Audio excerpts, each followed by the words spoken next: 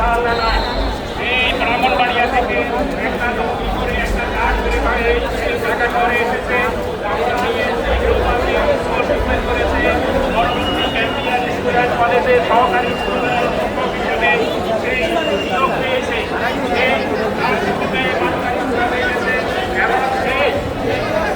বিচার চাই বিচার চাই বিচার চাই বিচার চাই